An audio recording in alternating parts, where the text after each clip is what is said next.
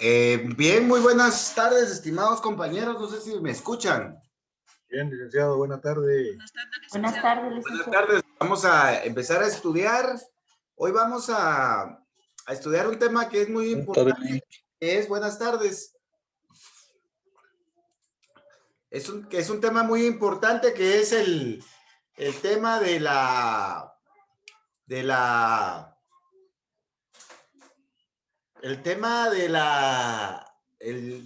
juicio ordinario. El juicio ordinario es el que vamos a ver hoy, ¿verdad? Pero como siempre tratamos de ver algunos antecedentes importantes por si se los preguntan en el examen, ¿verdad? No podemos ver de lleno el juicio porque hay algunos aspectos previos que hay que ver, ¿verdad?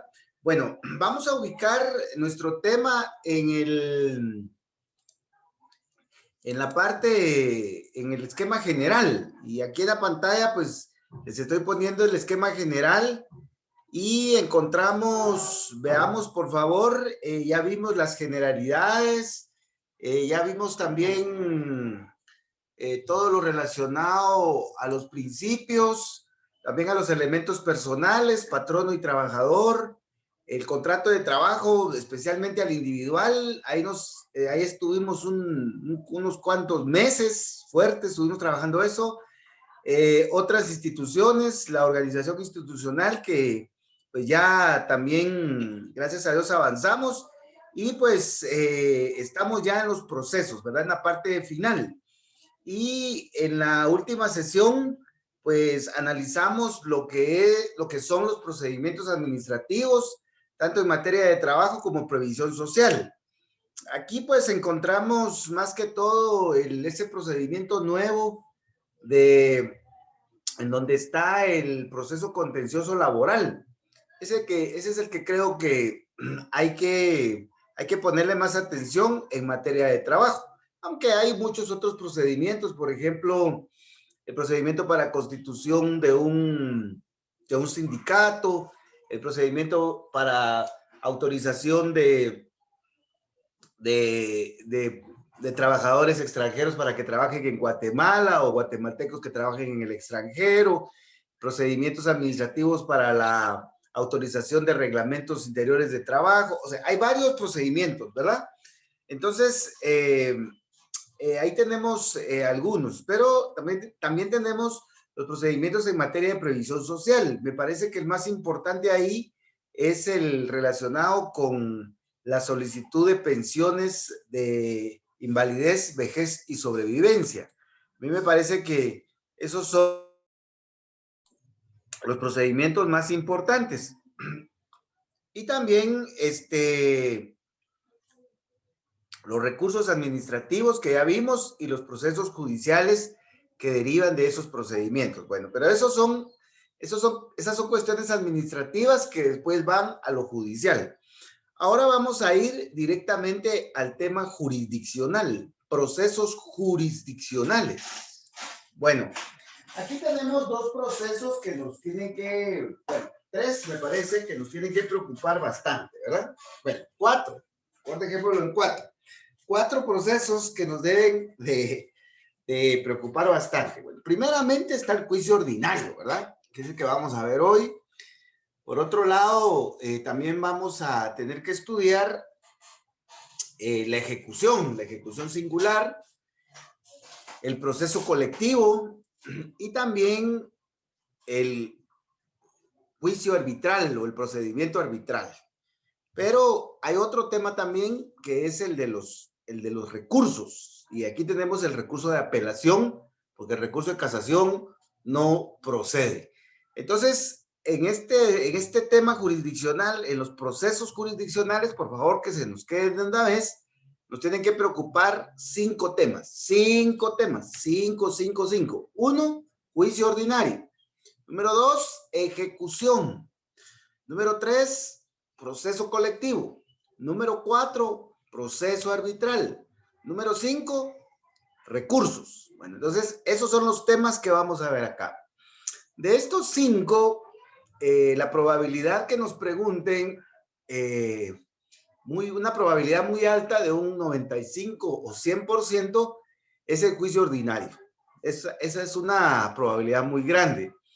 Después de estos procesos, el, el recurso de apelación. Después, en el orden podría ser la ejecución, el proceso colectivo y por último el proceso arbitral. Entonces, más o menos en ese orden tenemos la probabilidad que nos pregunten en el examen, ¿verdad? Sin embargo, son temas que yo creo que podemos repasar bien y podemos llegar bien preparados al examen con estos 5 temas, ¿verdad?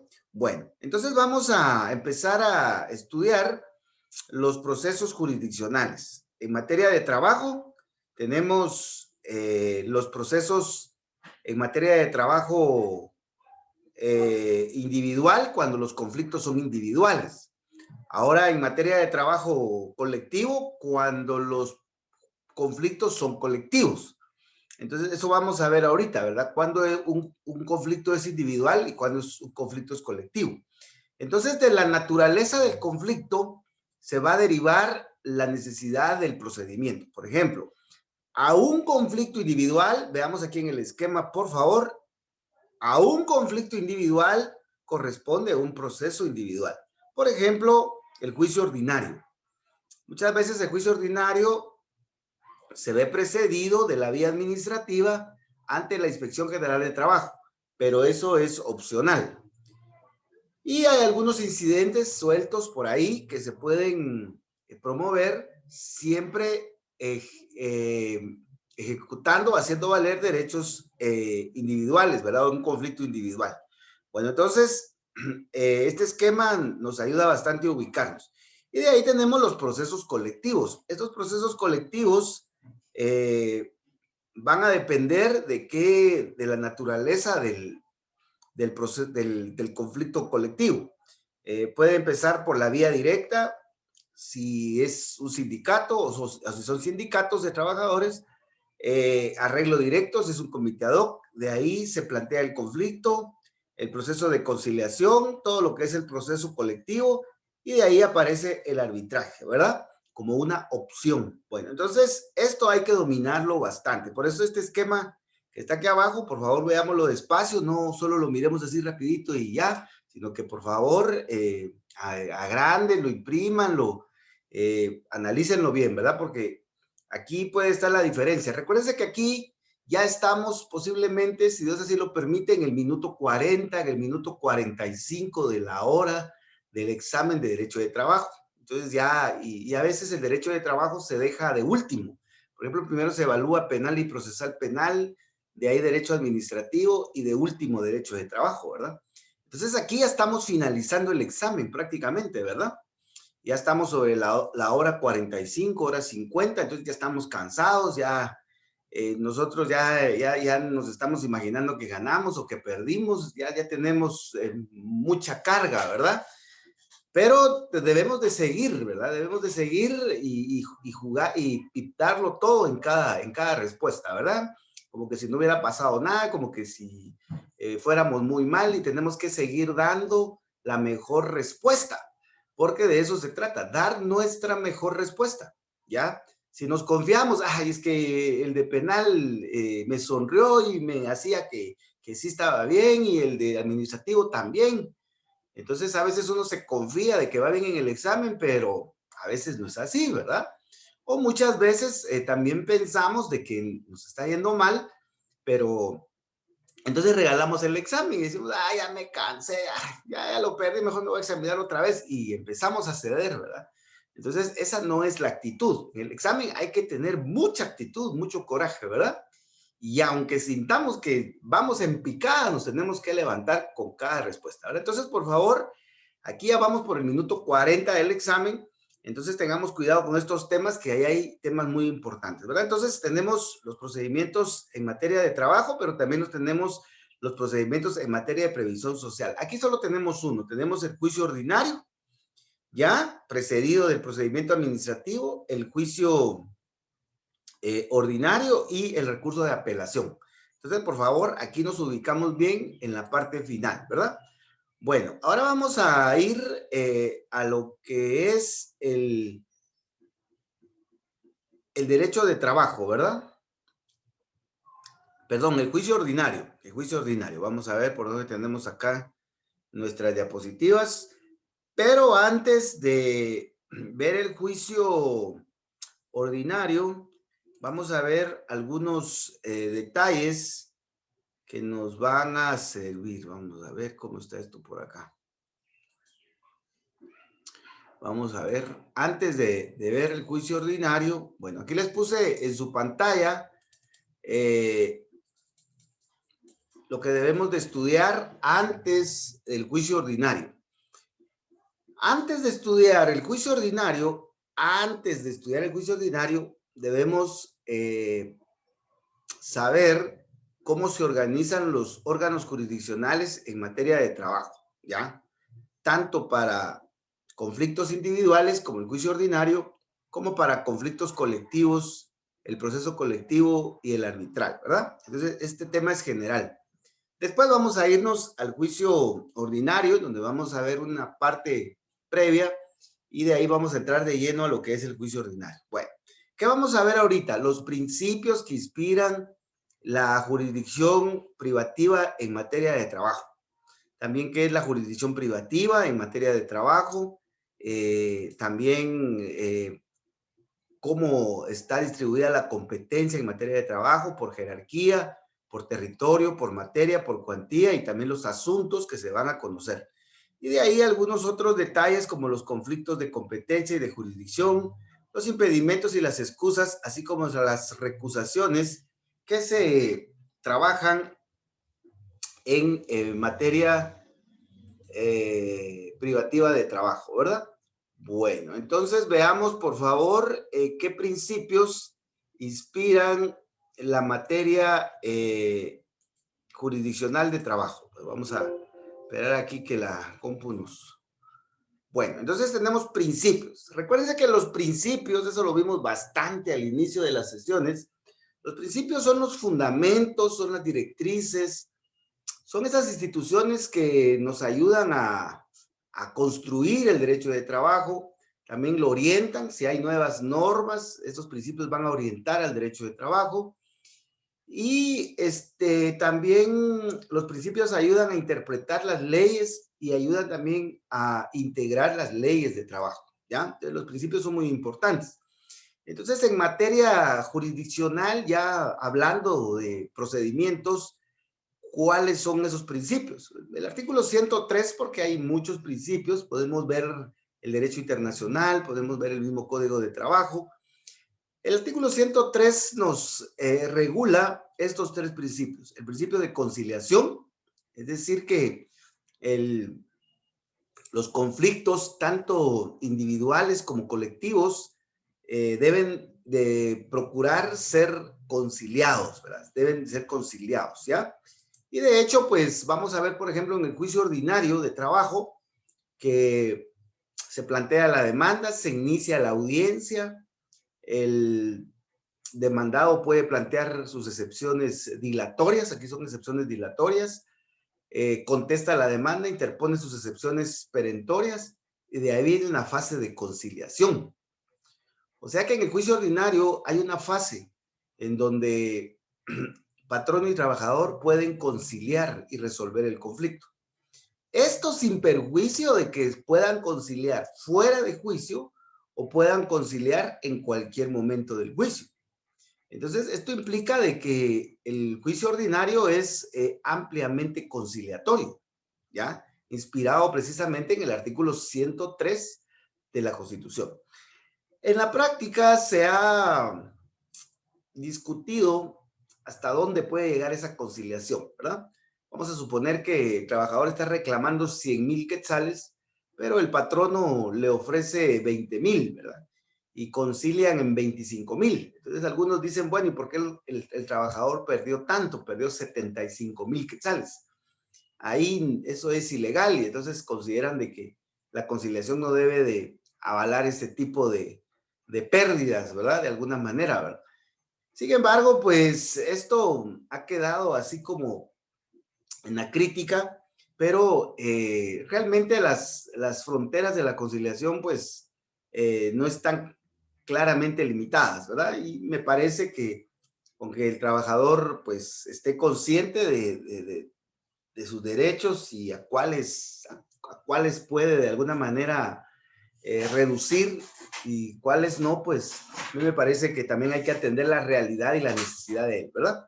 Principio de conciliación. La justicia en materia de trabajo debe de ser tutelar de los trabajadores, debe de pretender proteger a los trabajadores. Pero cuando hablamos de protección del trabajador, estamos hablando de que va a ser una tutela,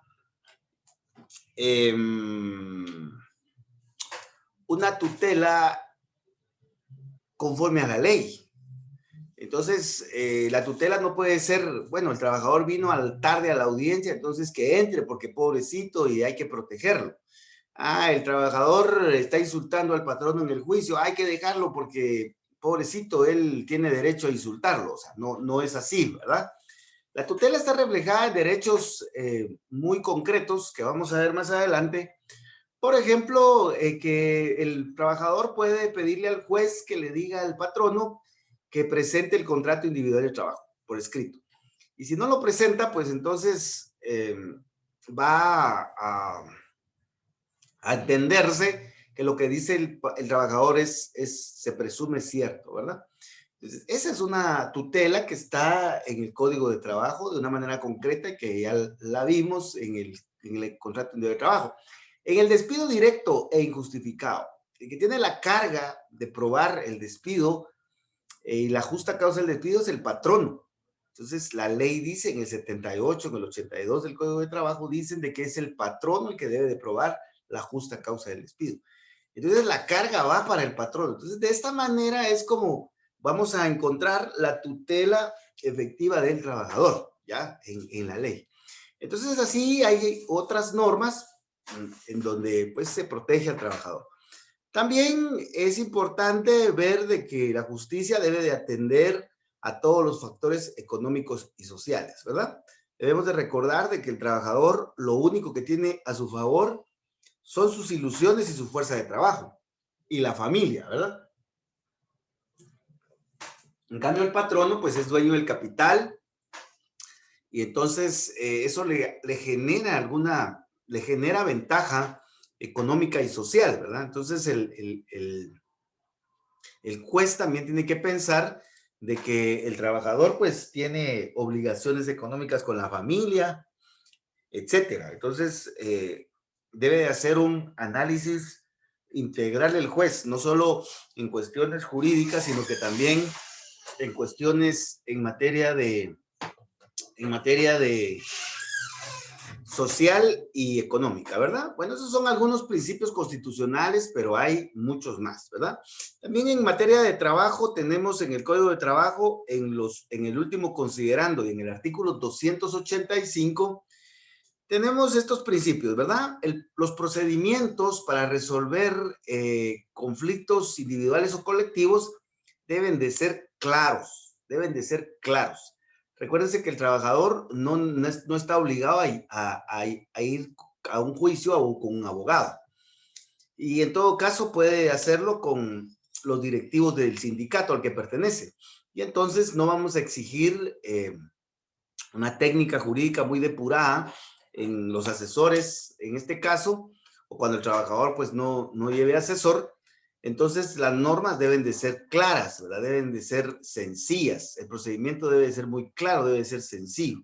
No debe de tener mayores formalismos. Ojo que una cosa es ser antiformal. Antiformal es en contra de las formas. Y otra cosa es ser poco formal.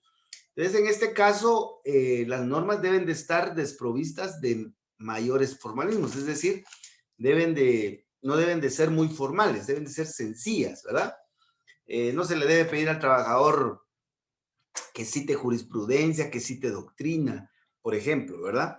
O que indique al plantear un recurso si es por motivos de forma o de fondo, si es por inobservancia, por interpretación incorrecta, o sea, todo ese tipo de tecnicismos que sí se exige en otras áreas de la justicia, como en civil, por ejemplo, o como en procesal penal. ¿Pero por qué? Porque recordémonos que ahí las partes litigan con abogados, ¿verdad? Entonces, a los abogados, pues ya se nos exige un poco de mayor depuración técnica, ¿verdad? La justicia debe de ser pronta y cumplida, ¿ya? Debe de ser lo más rápido posible. De hecho, el juicio ordinario, si puede finalizar el mismo día, ahí finaliza, ¿verdad? En el juicio ordinario, la ley dice de que el juez, al admitir la demanda, debe de decirle a las partes que lleguen al juicio con todas sus pruebas y que si no llegan ya no las va a citar ni las va a oír. Entonces, la intención del legislador al organizar el juicio ordinario fue que el juicio ordinario, si puede terminar en una sola audiencia, en un solo día, pues que sea así, ¿verdad? El problema está que, pues, por las prácticas y por todos los problemas que tenemos en nuestra administración de justicia en general, el juicio ordinario muchas veces se extiende mucho, ¿verdad? Entonces, pero eso depende de muchos factores. Uno de esos factores es que a veces los abogados litigamos de mala fe, ¿verdad? O tratando de prolongar los procesos sin mayor sentido, ¿verdad? También tenemos el principio de supletoriedad. Esto lo van a encontrar en el Código de Trabajo, por favor. El principio de supletoriedad que implica que el Código Procesal Civil y Mercantil y la ley del organismo judicial son leyes subsidiarias o supletorias al Código de Trabajo. También, una vez ha recibido el Ministerio de Trabajo y Previsión Social, por ejemplo, la denuncia del trabajador reclamando sus salarios atrasados y sus prestaciones, o una vez el juez ha recibido la demanda del trabajador, entonces deben de actuar de oficio, ¿verdad? No hay que estarles diciendo que hay que impulsar el procedimiento. No es una justicia rogada, sino que es una justicia actuada de oficio. Lo único rogado, y es precisamente lo que aparece aquí en la literal G, es la presentación de la demanda ante el juez o la denuncia ante la Inspección General de Trabajo. Y además, pues en este caso opera la cosa juzgada. Debemos de recordar de que la cosa juzgada está en la ley del organismo judicial y hay cosa juzgada cuando el asunto ya fue decidido por el juez, ya se discutió suficientemente y ya no es posible reabrir la discusión porque ya está firme la resolución. Esto ocurre, por ejemplo, cuando el juez en la sentencia de primer grado declara con lugar la demanda y el juez condena al patrono al pago de los salarios y de las prestaciones. El patrono presenta recurso de apelación y la sala declara sin lugar el recurso de apelación, es decir, confirma la sentencia y en consecuencia el patrono le debe de pagar al trabajador. En ese sentido, la sentencia queda firme y ya no hay posibilidad de volver a discutir sobre ese tema. Resulta que a los 3 meses viene el patrono y dice, es que mire, ahora sí ya encontré las pruebas y aquí se las traigo. Entonces el juez le va a decir, mire, disculpe, yo le di la oportunidad para que trajera las pruebas, para que probara la justa causa del despido, usted no lo hizo, ya esto ya está terminado, ¿verdad? Voy a plantear otra demanda, plantee la demanda de que quiera, pero de todos modos esa discusión ya no se va a abrir. Entonces, pues vamos a ver que la cosa juzgada implica que el asunto que ya ha sido decidido ya no se puede abrir. En este caso, ni a favor ni en contra del trabajador, ¿verdad? Entonces, estimados compañeritos, pues por favor, me ubican estos principios ahí en el Código de Trabajo, es muy sencillo de hacerlo, y en la ley del organismo judicial, el caso de la cosa juzgada, para que pues vayan manejando su código, ¿verdad? Uno de los retos importantes en materia de trabajo es el manejo del Código de Trabajo, porque como les dije al principio, la ventaja del Código de Trabajo es que ahí está casi todo está ahí en el Código de Trabajo. Ahí está el derecho de trabajo individual, sustantivo y procesal, y ahí está el derecho de trabajo colectivo, tanto sustantivo como procesal. Entonces, ahí lo tenemos todo. Esa es la ventaja. La desventaja está que todo está muy comprimido. Entonces, hay que ubicar bien los temas en el código de trabajo porque un tema puede estar regulado al principio, en medio y al final. Y entonces, el código de trabajo sí hay que tener cuidado con su dominio, ¿verdad? Bueno, entonces, estas son las dos primeras, estos son los dos primeros temas que debemos de analizar en relación al juicio ordinario y al proceso colectivo, ¿verdad?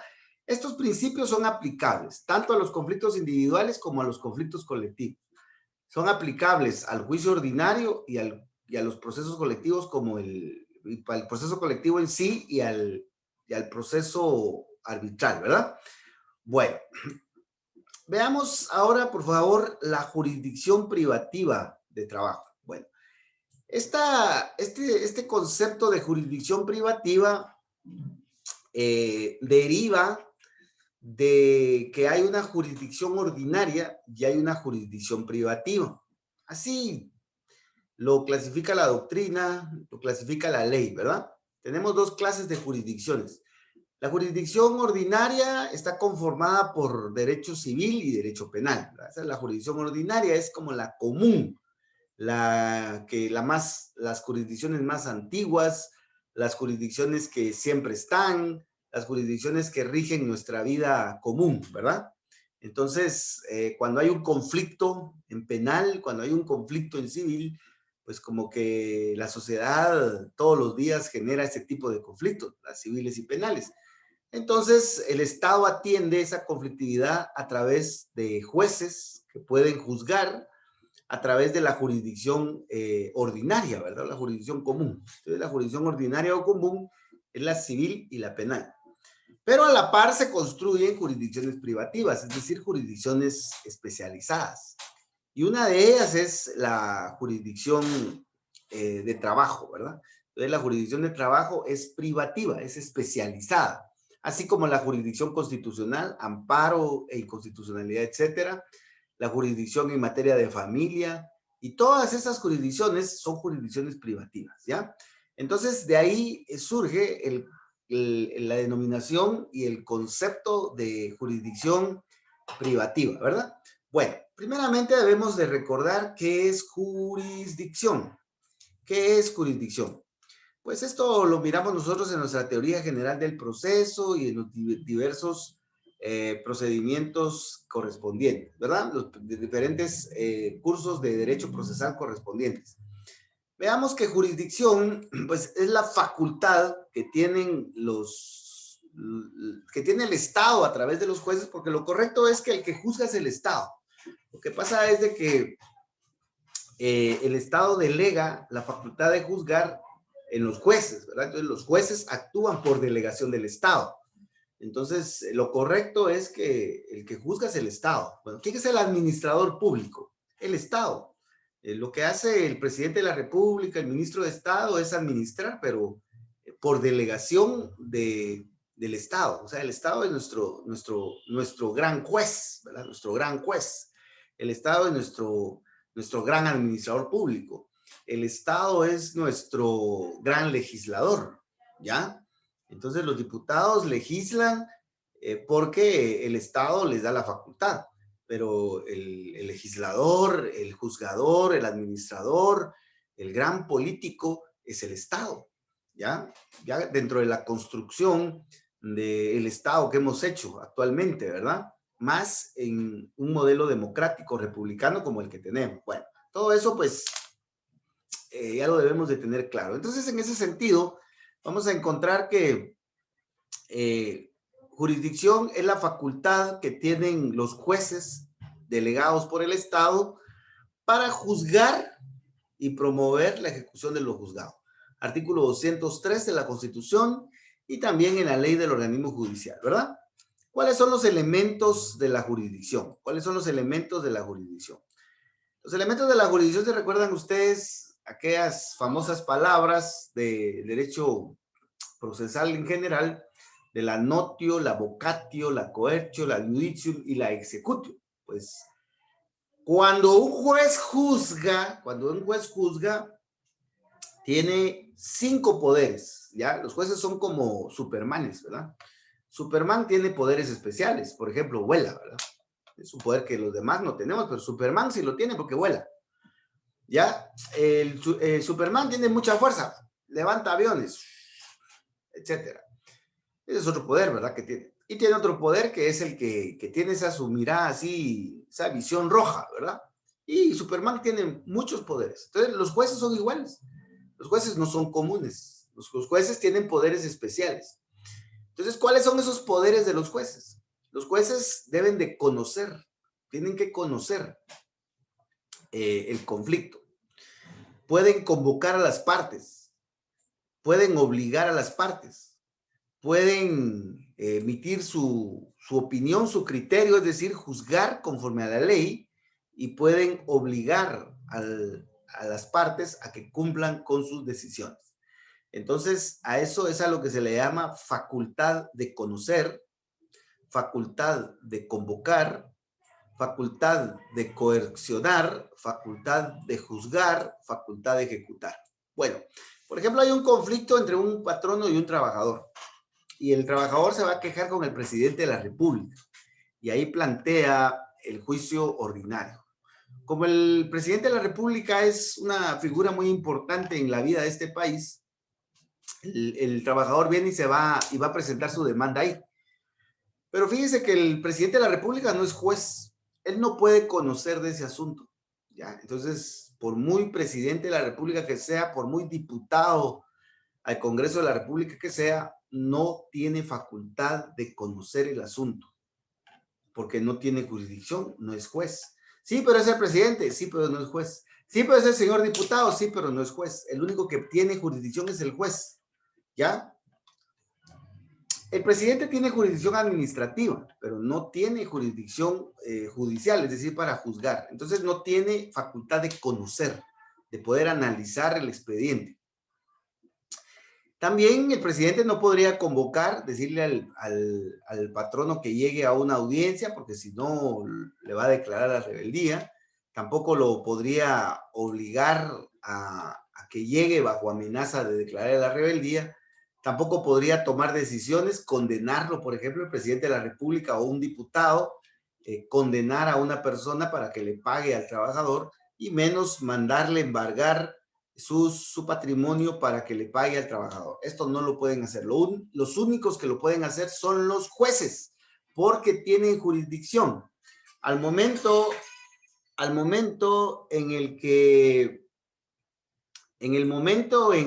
la Corte Suprema de Justicia, nombra a un juez, en ese momento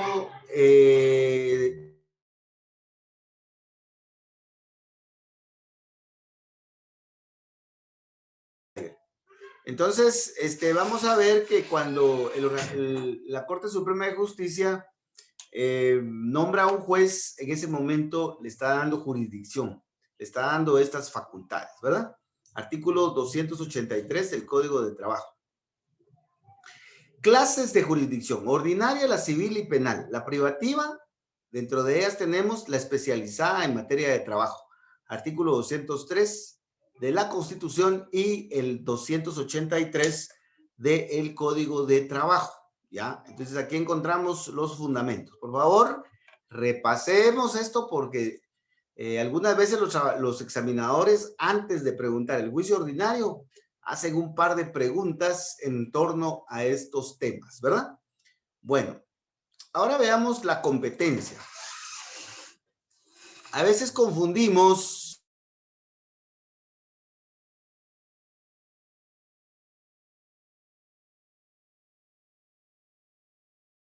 Entonces veamos, por favor, que la competencia es otra cosa.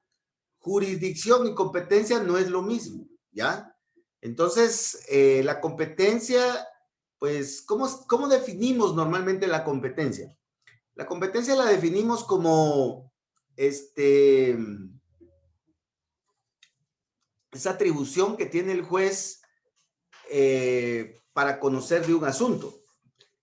Sin embargo, también decimos que la competencia es el límite de la jurisdicción. Y entonces, en la doctrina aparecen algunas definiciones de competencia que no nos dicen mayor cosa.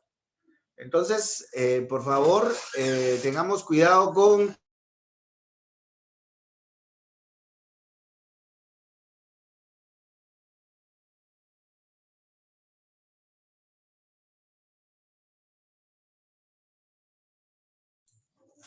No, Isabel. Entonces, por favor, veamos de que, primeramente, jurisdicción y competencia no es lo mismo. Jurisdicción y competencia no es lo mismo, ¿ya?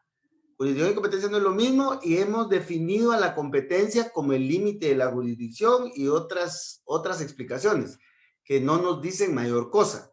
Entonces, la competencia la podemos definir como la preferencia, como dice aquí, como está aquí en la diapositiva, en la preferencia que tiene un juez para conocer de un asunto, excluyendo a los demás. Entonces, cuando por ley se prefiere a un juez con exclusión de los demás para que conozca un asunto, estamos ante la competencia. Por ejemplo, aquí en Alta Verapaz hay muchos jueces. Por ejemplo, está el licenciado Isaías Caal, está el licenciado Paniagua, está la licenciada Úrsula, está la licenciada Cortés, están los magistrados de la sala, hay muchos jueces, está el licenciado Osmar, Marroquín, etcétera. O sea, hay muchos jueces, ¿ya? Pero en materia de trabajo, para conocer un conflicto individual, para conocer en un juicio ordinario, todos quedan excluidos, excepto el licenciado Segura Morales, Ovidio Segura Morales, Edwin Ovidio Segura Morales. ¿Por qué? Porque él tiene la competencia para conocer de asuntos individuales, conflictos individuales en materia de trabajo, juicios ordinarios. Entonces, aquí en Cobán pueden haber magistrados, pueden haber muchos jueces, pero la Corte Suprema de Justicia ha designado al licenciado Edwin Ovidio Segura Morales como juez de trabajo. Entonces, a él hay que llevarle todos los conflictos. Entonces, a él se prefiere. Por ejemplo, hay un conflicto entre un patrono y un trabajador, entonces no se lo vamos a llevar al licenciado Guidos, por ejemplo, ¿verdad? Porque él es juez penal. Entonces, hay que llevárselo al licenciado Segura. No se lo vamos a llevar a la licenciada Martita, por ejemplo, ¿verdad? Porque ella es jueza de familia. Entonces, hay que llevárselo al juez, al licenciado Ovidio, porque él tiene la preferencia y él excluye a los demás para conocer de ese conflicto individual. Entonces, por favor, veamos, en este caso, la competencia en una explicación un poco más técnica, ¿verdad? Bueno, antes de pasar a las clases de competencia, lo que quiero que veamos también es que los jueces, para ser jueces, tienen dos investiduras, ¿verdad? Tienen dos calidades, dos características, jurisdicción y competencia, ¿ya? Entonces, cuando la Corte Suprema de Justicia nombra a un abogado como juez, ahí le está dando jurisdicción. Pero cuando le dice, mire, se nombra al licenciado fulano de tal como juez, entonces ahí le está dando jurisdicción. Ahí esa persona ya puede conocer, convocar, coercionar, juzgar y ejecutar decisiones judiciales. Ahí tiene jurisdicción. Pero de ahí viene la Corte Suprema de Justicia y dice, se nombra al licenciado fulano de tal como juez. Ahí estamos la jurisdicción. Y va a ser juez de primera instancia. Le está dando competencia por razón de la jerarquía. Va a ser juez de primera instancia de trabajo. Entonces, jerarquía y materia. Ahí está la competencia material. Se le nombra como juez de primera instancia en materia de trabajo. ¿Ya? Para Alta Verapaz. Para Alta Verapaz. Entonces, en este caso le está dando la competencia territorial. Y por ley, pues le corresponde una cuantía que vamos a ver más adelante y también los asuntos que debe de conocer, ¿ya? La ley ya se los regula, ¿verdad? Entonces, por favor, un juez tiene dos investiduras: jurisdicción y competencia. Y esa competencia puede ser de diferente naturaleza. Para el caso de la materia de trabajo, tenemos la jerarquía. Los jueces de paz conocen o tienen competencia para conocer de algunos asuntos de trabajo, ¿ya? Por favor, veamos ahí en el Código de Trabajo que los jueces de paz conocen de asuntos hasta por 3,000 quetzales, ¿ya? Si, por ejemplo, ahí en San Juan Chamelco hay un trabajador que está reclamándole a su patrono 1,500 quetzales, entonces el competente ahí es el juez de paz, ¿verdad? Que tenga competencia para ese territorio. Los que más hay son los jueces que conocen en primera instancia. Normalmente son departamentales. Aquí tenemos a los jueces de primera instancia, como por ejemplo el licenciado Ovidio Segura. Él es el juez de primera instancia de trabajo aquí, ¿verdad? Y también tenemos tribunales de conciliación, que aquí hay 3 jueces. Está integrado por el juez de primera instancia, el licenciado Ovidio Segura, y un juez que es nombrado en representación de los patronos y un juez que es nombrado en representación de los trabajadores, ¿verdad? Y también tenemos los tribunales de arbitraje que están conformados los tribunales de arbitraje por los mismos jueces de los tribunales de conciliación. Y conocen pues propiamente del procedimiento de conciliación. Bueno, y esto es lo que vamos a ver más adelante. Entonces, los jueces de primera instancia de trabajo, estos jueces de primera instancia, aquí en Cobán es el licenciado Edwin Ovidio Segura Morales, ¿verdad? Todos lo conocemos. Entonces, el IC Segura, él es juez de primera instancia. ¿Qué es lo que conoce él? Él conoce de los conflictos individuales en juicio ordinario. Entonces, él es el juez en el juicio ordinario. Pero también los jueces de primera instancia tienen competencia para conocer partes del proceso colectivo. Por ejemplo, en el proceso colectivo, los jueces de primera instancia conocen del planteamiento del conflicto, como lo vamos a ver más adelantito. Los jueces de primera instancia de trabajo, por ejemplo, el licenciado Segura conoce del planteamiento del conflicto, emite las primeras prevenciones, convoca al Tribunal de Conciliación. De ahí el juez de primera instancia integra como presidente del Tribunal de Conciliación, y después que se desintegra el Tribunal de Conciliación, el juez de primera instancia, es decir, el licenciado Segura, continúa conociendo del procedimiento de huelga legal o ilegal y de huelga justa o injusta. O sea que él termina de conocer todo el proceso colectivo. Y en materia de arbitraje, el juez de primera instancia, es decir, el licenciado Segura, tendría que integrar como presidente el Tribunal de Arbitraje, ¿ya? Entonces, como podemos ver, el juez de primera instancia conoce el juicio ordinario y conoce de algunas etapas del proceso colectivo de trabajo, y también integra el tribunal arbitral, ¿verdad? Pero eso es para que ustedes vayan viendo la dinámica, ¿verdad? Ahora veamos el Tribunal de Conciliación. El Tribunal de Conciliación está integrado por 3 jueces, ya les dije: el juez de primera instancia, el licenciado Segura, y 2 que son nombrados por la Corte Suprema de Justicia, un representante del patrono y otro de los trabajadores. Se integra el Tribunal de Conciliación con 3 jueces. El Tribunal de Arbitraje se integra por esos mismos jueces, los mismos, solo que ya como tribunal arbitral, y conoce de el arbitraje, ¿ya? Bueno, entonces, eso es en cuanto a la jerarquía. Y finalmente tenemos a los magistrados de la sala de la Corte de Apelaciones, que son 3. Entonces, en el caso de Alta Verapaz, como dicen los capitalinos, en el caso de Alta Verapaz, es correcto eso, la sala que conoce de los asuntos en segunda instancia en materia de trabajo es la sala que está aquí en la Torre Tribunales, que es la sala regional mixta, ¿verdad?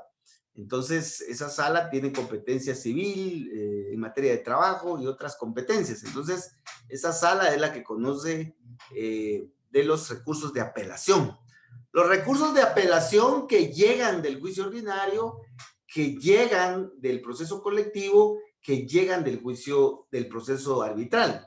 Y conoce de algunos otros asuntos, como por ejemplo la consulta de la declaratoria de huelga legal, ¿verdad? Entonces, Eso es para que ustedes ya vayan teniendo el panorama de cómo se organizan los tribunales. Entonces, los tribunales de trabajo empiezan desde los jueces de paz. Los jueces de paz normalmente tienen competencia para conocer. Por ejemplo, en San Pedro Carchá, vamos a poner el Ico Osmarito ahí. El Osmar, pues es juez de paz de San Pedro Carcheta Verapaz. Él tiene competencia penal, él tiene competencia civil y tiene competencia en materia de trabajo y tiene otras competencias. Entonces, él puede, por ejemplo, que haya un conflicto ahí en el barrio Chaxaquil o en cualquier otra colonia ahí en San Pedro Carchá, en cualquier otra comunidad, que no supere los 2,000 quetzales, él tendría que conocer como juez de trabajo, ¿verdad? Hasta 3,000 quetzales. Ahora, cuando el conflicto ya es más de 3,000 quetzales, entonces ya debe de conocer el juez de primera instancia, que para Alta Verapaz es el licenciado Ovidio Segura, ¿verdad? Los tribunales de conciliación y arbitraje solo se forman, se integran cuando hay conflictos, hay casos concretos. Por ejemplo, que el sindicato de trabajadores del Magisterio Unido, que jamás será vencido, de Alta Verapaz, plantea un conflicto, entonces ahí se integra el tribunal. Entonces los jueces están nombrados. El juez que es representante del patrono y el de los trabajadores están nombrados. Están esperando a que haya un conflicto para entonces integrar el tribunal. Mientras no hayan conflictos, pues cada uno está por su lado, ¿verdad? Estos jueces conocen a nivel normalmente departamental, o estos tribunales a nivel departamental. Y la sala de la Corte de Apelaciones, que es regional, normalmente es para Alta y Baja Verapaz, ¿verdad? Y algunas veces se incluye al municipio de Ixcán por la cercanía topográfica que nos une, ¿verdad? Con esta región. Bueno, entonces, por favor, veamos que la jerarquía está conectada con el territorio. Jueces de paz municipal, jueces que conocen en primera instancia, es normalmente departamental, y las salas normalmente son regionales, ¿verdad? Bueno, yo les aconsejo que cuando litiguen, ya sea penal, civil, trabajo, cualquier competencia, siempre vean el acuerdo de la Corte Suprema de Justicia en donde se ha creado el tribunal y se le dan sus competencias. Entonces, eso les va a servir bastante, especialmente si, por ejemplo, litigan permanentemente en algún lugar, ¿verdad? Por ejemplo, aquí en Alta Verapaz, uno de los últimos tribunales que fue creado fue el juzgado de primera instancia de San Pedro Carchá. Entonces, los juzgados de primera instancia penal tuvieron modificación en cuanto a su competencia material porque conocían penal, narcoactividad y delitos contra el ambiente. Pues ahora ya solo conocen penal y narcoactividad, delitos de contra el ambiente ya no.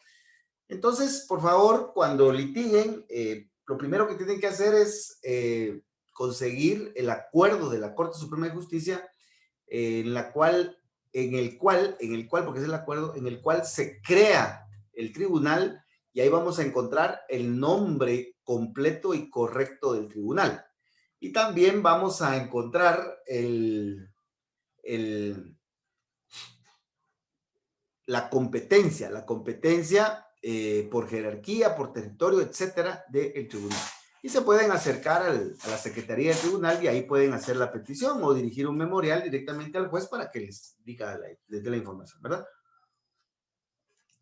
La materia de los jueces de trabajo, lógicamente, es una materia privativa, que es la materia de trabajo, ¿verdad? La cuantía, pues, va a depender, ¿verdad? Si es hasta 3,000 jueces de paz y para arriba, pues, jueces de primera instancia.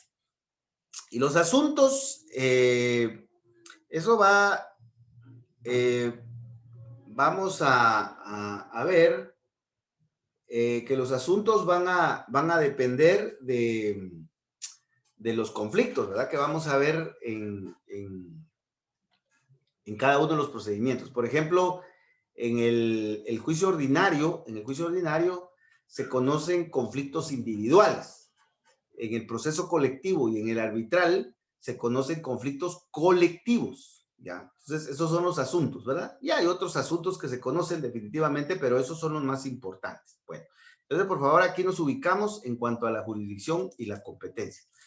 Solo para tener una idea de algunos temas que están ahí al principio, antes del juicio ordinario, vamos a ver que hay algunos temas ahí sueltos, ¿verdad? Están los conflictos de jurisdicción y competencia. Vamos a partir de la idea de que la jurisdicción en materia de trabajo es improrrogable, ¿ya? Tanto en materia de trabajo y también en cuanto al territorio. Es improrrogable. Entonces, en este caso, si hay un conflicto entre patronos y trabajadores, individual o colectivo, aquí en Cobán, pues el que va a conocer va a ser el juez de primera instancia de trabajo de Cobán, que sería el licenciado Ovidio Segura. No nos vamos a ir a Salamá, ¿verdad? O a Baja Verapaz, porque ahí hay otro juez, o a Zacapa, ¿verdad? A Guastatoya ni pensemos, porque ahí nos andan eliminando siempre, ¿verdad? Entonces nos vamos a ir a otro lugar, porque el juez competente es el de acá de Cobán. Entonces, la jurisdicción y la competencia no se puede prorrogar. Es decir, el juez de primera instancia no puede decir, mire, los mando allá a Salamá o los mando a Zacapa, ¿verdad? Él tiene que conocer. Solo hay algunos casos en los cuales se puede prorrogar la competencia. Por ejemplo, si se recusa al juez, por ejemplo, viene el patrono y recusa al licenciado Ovidio y le dice, Segura, y le dice, mire, licenciado Ovidio, es que usted es amigo de ese trabajador. Entonces usted no puede conocer de ese asunto. Entonces, el licenciado Segura se retira del conocimiento del asunto, entonces, ¿quién va a conocer? Va a tener que ser otro juez de trabajo. Entonces, remite el expediente a Salamá. Entonces, ahí habría prórroga de esa competencia, ¿verdad? Entonces, solo cuando hay prórrogas autorizadas se puede prorrogar, pero normalmente no se prorroga. El juez designado es el que debe de conocer. La jurisdicción de trabajo es indelegable, es decir, no se puede delegar. Ya el juez que es llamado competente, que es el preferido dentro de todos, él es el que debe de conocer, debe de sustanciar y debe de decidir el conflicto. Vamos a ver que hay algunos casos que la ley regula en los cuales pues el juez puede comisionar o puede pedirle favor a otro juez para que realice ciertos actos. Y entonces eso solo se da si lo autoriza la ley. Veamos el 308, por ejemplo, en el caso del exhorto o del despacho, ¿verdad? Por ejemplo, vamos a suponer que el patrono pues vive en Salamá y la relación de trabajo se dio aquí en Alta Verapaz. Entonces el trabajador demandó aquí en Alta Verapaz, pero hay que notificarle al patrono en Salamá. Entonces el juez de primera instancia de trabajo le pide favor de Alta Verapaz, de aquí de Cobán, el licenciado Segura, le pide favor al juez de Salamá, de Baja Verapaz, pues si se dirige al juez de paz, pues sería un despacho, ¿verdad? Ahora si se dirige al juez de primera instancia, pues sería un exhorto. Entonces, para que le notifiquen al patrono allá. Entonces, solo la notificación. De ahí regresa el asunto y se sigue conociendo por el juez Segura.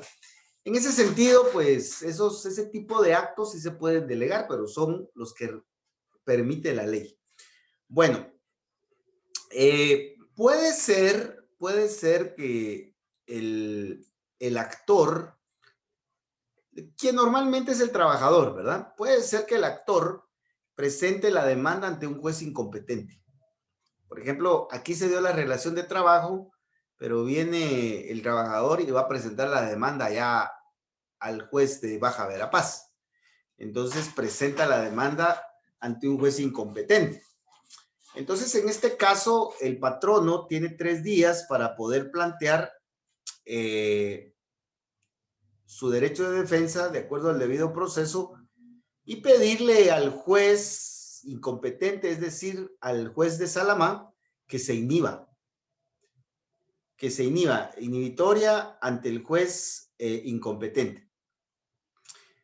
O bien se puede dirigir ante el juez de aquí de Cobán diciéndole que se inhiba el juez, que le pida al juez de Salamá de que le remita el expediente por ser él el competente, ¿ya?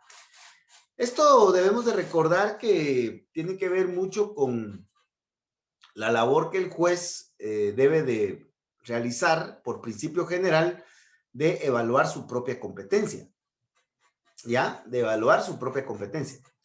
Cuando el juez recibe la demanda, cuando el juez analiza la demanda, cuando el juez evalúa la demanda en sus requisitos, no solo debe de ver si aparecen todos los datos del actor, etcétera, sino que debe de evaluar su competencia. Y el juez debe decir, bueno, soy competente yo, juez, para poder conocer este asunto.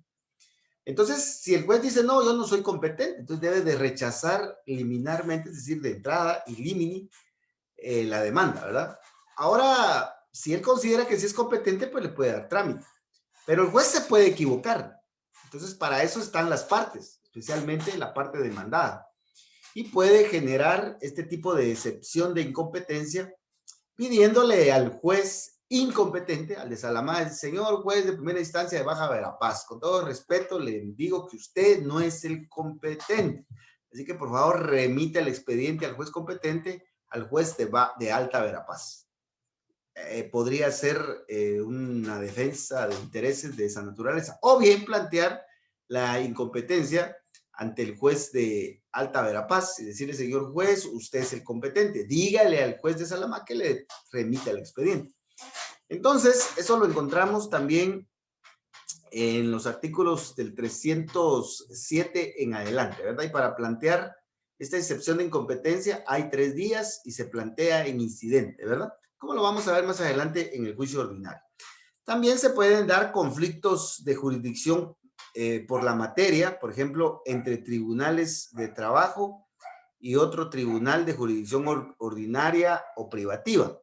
En este sentido, pues, por ejemplo, hay casos que no se sabe quién los va a conocer, si es un juez civil o es un juez de trabajo. Entonces, si el conflicto de jurisdicción es por materia, porque pues puede ser el juez de trabajo, puede ser el juez civil, entonces será resuelto por la Corte Suprema de Justicia, el artículo 119. Al final, la Corte Suprema de Justicia es la que va a decidir quién es el juez que debe de conocer.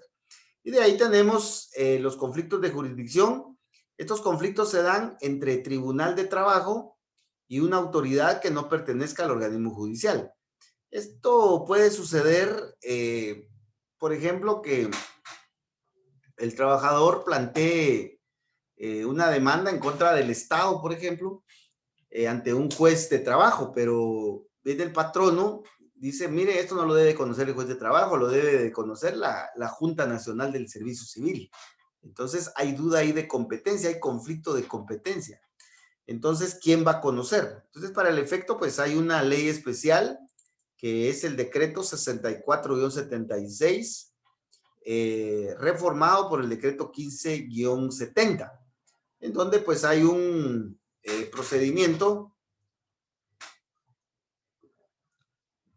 y hay un tribunal especial, ¿verdad? Que debe de conocer, ¿verdad?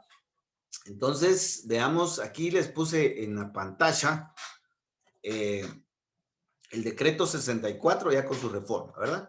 Entonces, aquí tenemos ley de tribunal de conflictos de jurisdicción. Este tribunal que tiene categoría de sala de la Corte de Apelaciones conoce para resolver contiendas entre el Tribunal de lo Contencioso Administrativo y la Administración Pública. Entonces, cuando hay duda o hay controversia de qué órgano va a conocer, si un órgano administrativo o un tribunal de lo contencioso, entonces este tribunal de conflictos de jurisdicción va a decidir para resolver las contiendas que se susciten entre el tribunal de lo contencioso administrativo y jurisdicción ordinaria y privativa. Aquí es en donde entra nuestro interés ahorita, ¿verdad? Entonces, consideramos que hay conflicto porque el patrono dice que es un conflicto que debe conocer el tribunal de lo contencioso Y el trabajador dice que debe de conocer en materia privativa en un juez de trabajo. Entonces ahí hay conflicto. Entonces este tribunal va a decidir, bueno, ¿conoce el contencioso o conoce el juez de trabajo? Para resolver contiendas que surjan entre la administración pública y los tribunales de jurisdicción ordinaria y privativa. Entonces, si tenemos, si hay conflicto de quién va a conocer la Oficina Nacional del Servicio Civil o la Junta Nacional del Servicio Civil o el juez de primera instancia de trabajo, si hay conflicto ahí, entonces este tribunal es el que debe de decidir. Entonces, este tribunal, dice, se integra por 3 magistrados, tiene la categoría de sala de apelaciones, y aquí están todas las calidades que se deben de cumplir, ¿verdad? Entonces, aquí están todos los procedimientos. En el artículo 9 dice, en los asuntos que se tramitan en lo administrativo, podrán plantearse conflictos de jurisdicción cuando no se haya resuelto el definitivo. En lo judicial deberá plantearse antes del día de la vista. Entonces aquí, por favor, veamos. Aquí, recuérdense que ya estamos en situaciones un poquito más precisas, un poquito más complicadas, en la cual tenemos que tener un poco más de paciencia para estudiar, ¿verdad? Entonces tenemos acá que en lo judicial, dice, se va a plantear antes del día de la vista en primera instancia.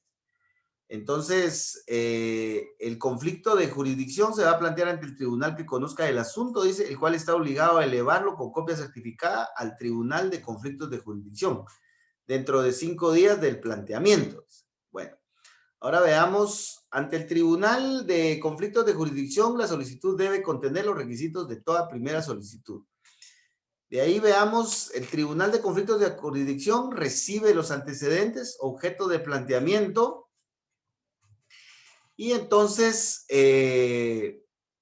recibidos los antecedentes, objeto de planteamiento, o por revisión que haga la Corte Suprema de Justicia, los conflictos serán dirimidos por el tribunal como puntos de derecho, en sesiones secretas. ¿Ya? Para emitir las resoluciones estará lo que señala la ley del orden judicial, etc. El tribunal dirimirá solamente las competencias o conflictos de jurisdicción, nada más, no se va a meter a resolver el conflicto, sino que solo qué tribunal o qué órgano jurisdiccional debe de conocer, perdón. Veamos el 13. Si se resolviese que un asunto lo deba de conocer un tribunal, porque es el competente, entonces se va a dirigir a él el asunto, ¿verdad? De ahí, si se dispone que el asunto debe de conocerlo la administración pública o el tribunal de lo contencioso administrativo, pues entonces así también lo va a decidir, ¿verdad?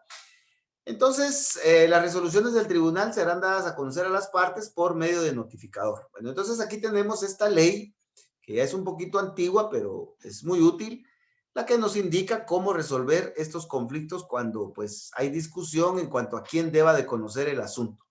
Si un juzgado de trabajo o un tribunal de lo contencioso o un órgano administrativo. Muchas veces surgen ese tipo de controversias.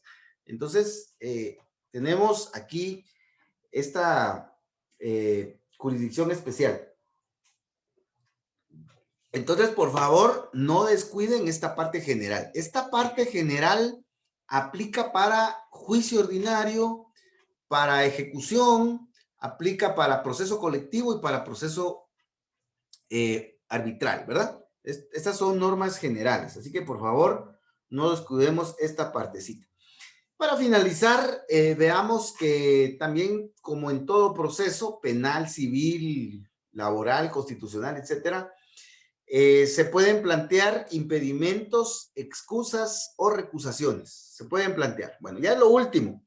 Les comento que mañana no voy a poder atenderlos, lo más seguro, salvo que pues, se suspenda una actividad que tengo ahí en la universidad, pues les estaría avisando, pero lo más seguro es de que no, así que ya es lo último que así van a descansar, pero la otra semana sí, vamos a ver, tenemos jornada completa, ¿verdad?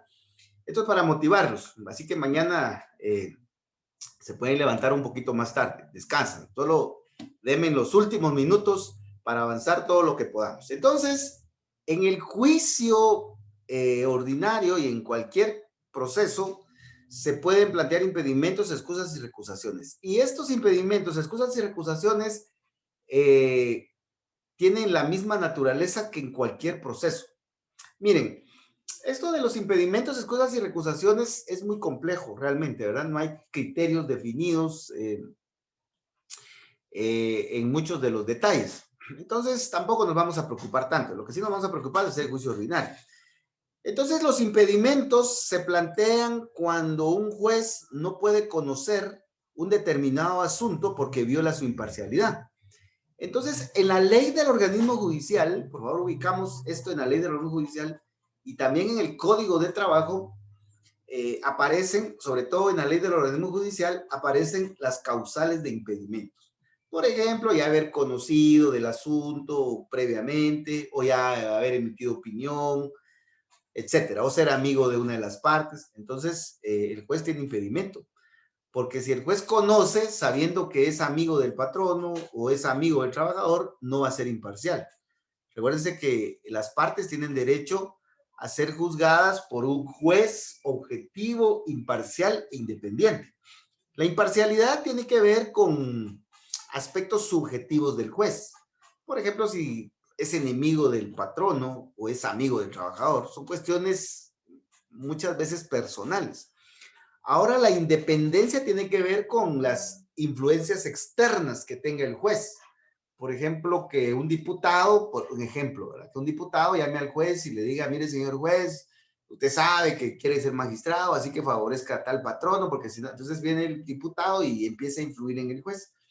Entonces ahí sería falta de independencia, ¿verdad? Entonces aquí estamos en el caso de que el juez debe de ser imparcial, no debe de ser amigo ni enemigo de las partes, y así pues él es imparcial. En caso se violente la imparcialidad porque es amigo o enemigo de las partes, entonces él tiene impedimento. Y se le puede plantear para que él se salga del proceso, ¿verdad? O lo sacamos del proceso. Las excusas implican los casos en los cuales los jueces de oficio. El juez revisa la demanda y dice, aquí el patrono es mi amigo. El patrono es mi amigo, es mi amigazo, etcétera. Entonces me voy a excusar. Entonces el juez se excusa. El juez se excusa, dice, no, yo me salgo. Entonces, en la excusa el juez se sale solito. Él dice, él es mi amigo, entonces mejor me salgo. Entonces, esa es la excusa. Ahora, en las recusaciones, las partes solicitan que el juez se salga o que saquen al juez. Entonces, las partes dicen, bueno, el juez está conociendo y el juez es amigo del trabajador, entonces le vamos a decir al juez de que por favor pues se salga el proceso, o le vamos a decir a un tribunal superior de que lo saquen, ya, entonces que nombren a otro, bien, para conocer de ese asunto. Entonces, en ese sentido están las recusaciones, ¿verdad? De ahí tenemos los casos de procedencia, cuando hay impedimentos, cuando hay recusaciones. Aquí están los artículos de la Ley del Organismo Judicial y también los del Código de Trabajo. Y las excusas y recusaciones también afectan a árbitros, a expertos, secretarios y personal auxiliar, así como a jueces y secretarios y notificadores en materia de trabajo. O sea que, imagínense, es bastante amplio el tema de las excusas y las recusaciones. No solo afecta a los jueces, sino que también al personal auxiliar de los jueces, ¿verdad? ¿Cuáles son los efectos? Veamos el 319, pues, que van a nombrar a otro juez, ¿verdad? Si el juez dice, en esta demanda el patrono es mi amigo, yo me excuso, entonces él solito se sale, entonces van a nombrar a otro juez, un juez imparcial, porque él está parcializado.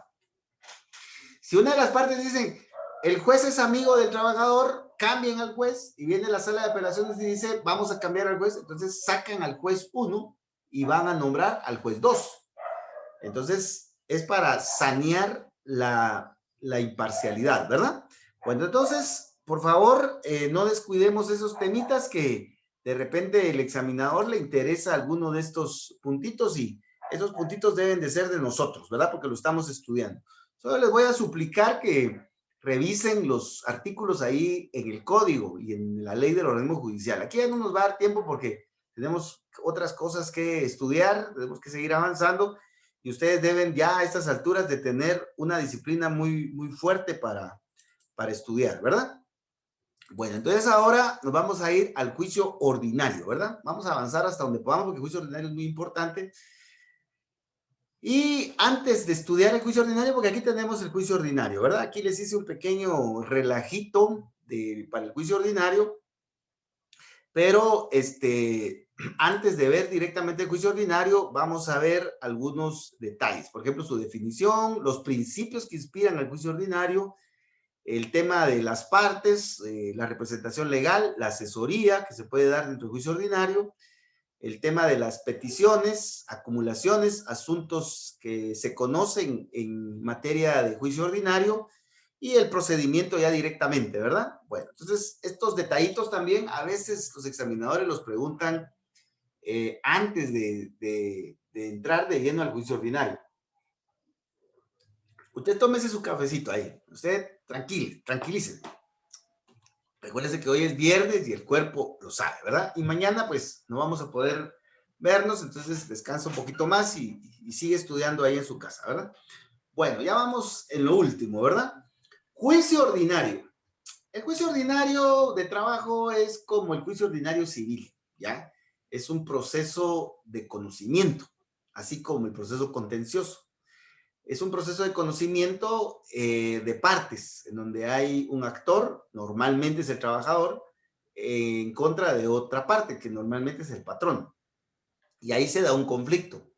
Entonces el trabajador dice, el patrono me debe salario y prestaciones. Y el patrono dice, no, yo no le debo nada, ya se lo pagué todo, o no es mi trabajador. Entonces hay un sí, hay un no. Entonces hay un conflicto. Entonces tienen que llevar pruebas, ¿ya? Acuérdense que nuestra justicia está con base en la prueba. Se discuten hechos, constitución de hechos y aplicación del derecho. Entonces se da el conflicto entre partes. Y finalmente, agotado el procedimiento conforme al debido proceso, el juez dicta sentencia. Dicta sentencia de acuerdo a la ley, declarando con lugar o sin lugar la demanda. Entonces, por favor, en términos generales, ese es el juicio ordinario. El juicio ordinario es un proceso legal que se desarrolla entre partes, en donde el actor inicia el proceso con una demanda realizando pretensiones y el demandado se opone a esa demanda y se genera el conflicto, que se discute en pruebas, hechos y derechos. Y al final del debido proceso, el juez dicta sentencia conforme a la ley, declarando con o sin lugar la demanda. Entonces, en términos generales, pues ese es el juicio ordinario y su materia, pues es un conflicto individual, ¿verdad? Es un conflicto individual, ¿ya?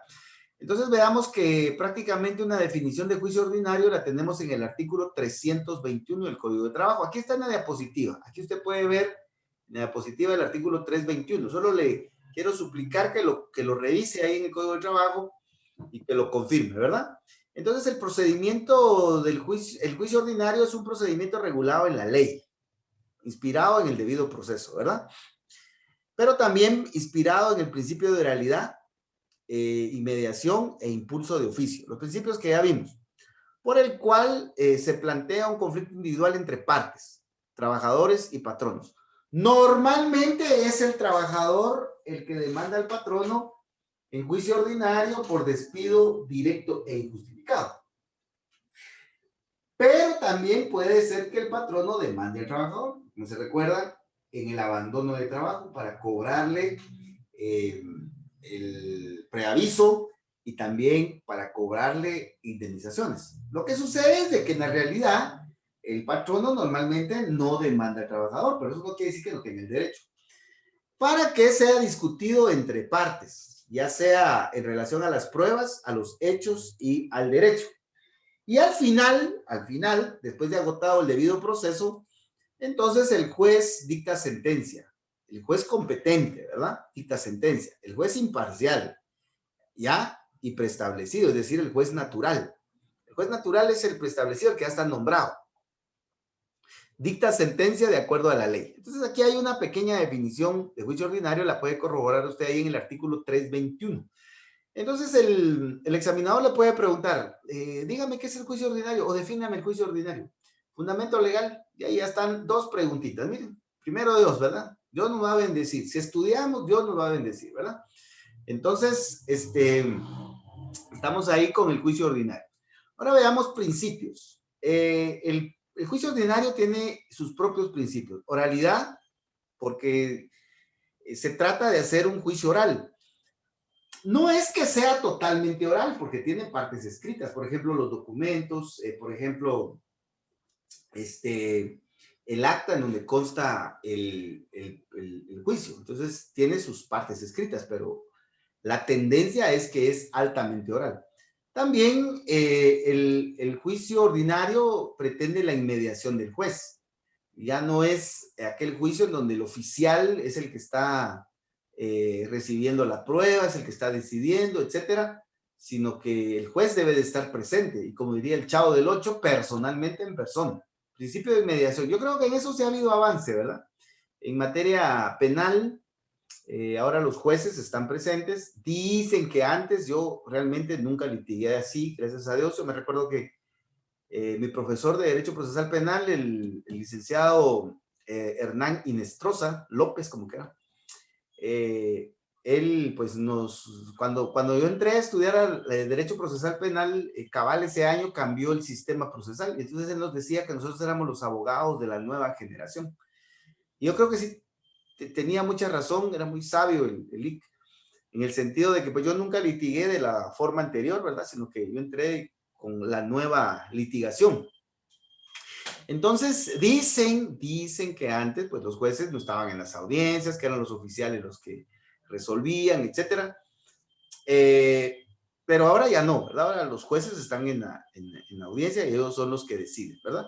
Lo que sucedía también, recuérdense que antes, pues, era un juez y un montón de conflictos, entonces ¿a qué hora le iba a dar tiempo al juez también, ¿verdad? O sea, hay muchas cosas que rodean que están en el contexto, entonces también hay que ser justos en ese sentido. ¿Por qué? Porque al final a uno como funcionario público, ustedes saben que le exigen y uno tiene que ver cómo cumple, ¿verdad? Entonces, uno tiene que ver cómo le hace.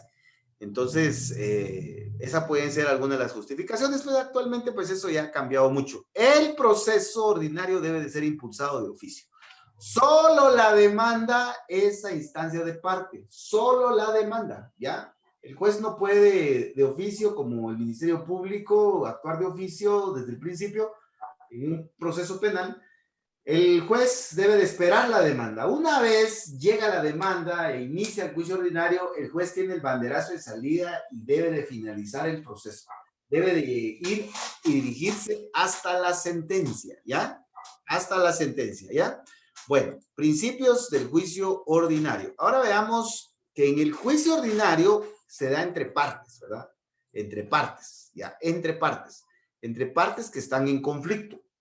Ya el que afirma y el que niega. El que afirma es el actor o demandante y el que niega es el demandado.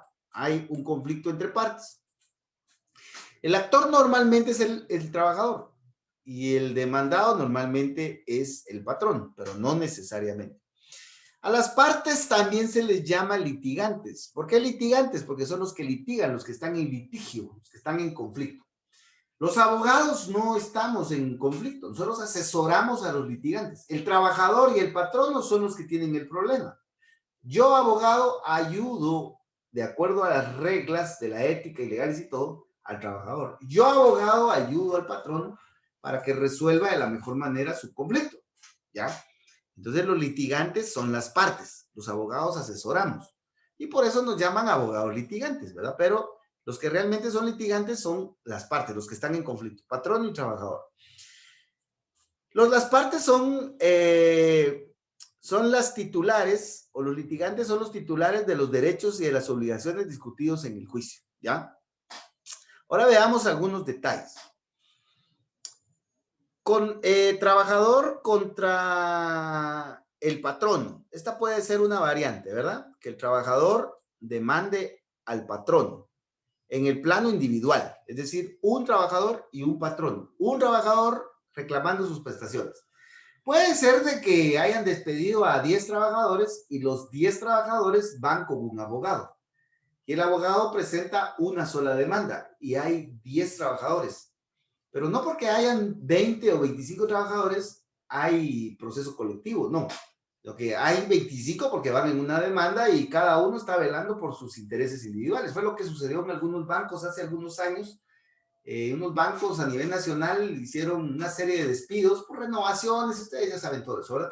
Y aquí en Cobán despidieron a muchos trabajadores bancarios, colaboradores bancarios, y entonces lo que hicieron ellos es que hicieron grupos y se fueron con distintos abogados. Entonces los abogados lo que hicieron es que hicieron una sola demanda y ahí van todos, ¿verdad? Esos eran juicios ordinarios en donde había 25 conflictos individuales, porque no había sindicato ni comité ad hoc, porque ya habían terminado las relaciones de trabajo. Entonces puede ser que sea el trabajador contra el patrono en el plano individual, o puede comparecer a través de su representante legal, mandatario judicial, ¿ya? El trabajador a través de su representante legal, mandatario, contra el patrono, como persona jurídica, a través de su representante legal. Por ejemplo, el gerente general. Este es el ejemplo 2. Veamos la posibilidad 3, trabajador contra patrono, quien es una persona jurídica. Debe de comparecer por medio de su representante legal, gerente general o mandatario judicial, que debe de ser un abogado. Entonces, por favor, las partes son las titulares de los derechos, pero puede variar la comparecencia ante el tribunal dependiendo mucho de lo que decidan y de su naturaleza. Por ejemplo, el trabajador va a decir, bueno, yo voy a ir al juzgado, ¿verdad? Voy a ir a la audiencia. Pero puede ser que el trabajador diga, no, yo no quiero ir, mejor vaya usted, le voy a dar un mandato judicial a usted y usted me representa. Ah, bueno, entonces yo voy a ser el abogado y voy a ser el mandatario judicial, porque el trabajador no quiere ir. Es porque él no quiere, ¿verdad? Bueno, ¿qué pasa, por ejemplo, en el caso del patrono cuando es una persona individual? Por ejemplo, es un comerciante individual. El patrono es un comerciante individual. Entonces el patrono dice, yo soy comerciante individual, yo voy a ir a la audiencia, ¿verdad? Entonces él va personalmente en persona, como diría el chavo. Pero puede ser que ese comerciante individual diga, mira, fíjese que yo no quiero ir, fíjese que mi esposa es mi mandataria judicial, así que ella va a ir. ¿Ya? O mire, tengo un abogado que es el mandatario judicial y va a ir, yo no quiero ir. Entonces, puede ser, ¿verdad? Porque es persona individual. Entonces puede ser que vaya el comerciante individual o vaya a través de representante legal, que es un mandatario judicial. Ahora, en el caso de personas jurídicas, recuerden que la persona jurídica es abstracta, tiene un gerente general, por ejemplo, o un administrador único, o tratándose de una ONG, tratándose de una cooperativa o de una fundación, pues tiene sus representantes. Entonces, la fundación va a comparecer en el juicio a través de su representante legal. Pero resulta que el representante legal se mantiene muy ocupado y nombra a un mandatario judicial. Puede ser también, ¿verdad? Pero al final las partes son las partes, patrono y trabajador. Entonces aquí lo que pretendo con este punto es que vean las variantes, ¿verdad? Veamos algunos aspectos en relación a los representantes legales. Las personas individuales pueden comparecer directamente, como diría el chavo, personalmente en persona, o a través de representante legal. Ese representante legal puede ser el mandatario judicial y ese mandatario judicial puede ser un abogado o un pariente. Bueno, ahora, las personas jurídicas obligatoriamente deben de comparecer a través de su representante legal natural, como lo puede ser el gerente general. Pero como los gerentes, imagínense, no va a venir el gerente de pollo campero a Cobán, imagínense, el gerente va a andar en China, en Rusia, en Sudamérica haciendo negocios, ¿verdad? No va a venir a un juicio aquí a Cobán. Entonces, lo que sucede es que nombran, normalmente tienen mandatarios judiciales, o por ejemplo, los gerentes de los bancos, ¿verdad? Sí, los gerentes que tengan la representación de un banco o el presidente del consejo de administración o el consejo de administración de un banco, no van a venir los administradores del banco a una audiencia aquí a Cobán por un trabajador. Entonces, normalmente designan mandatarios judiciales, ¿verdad?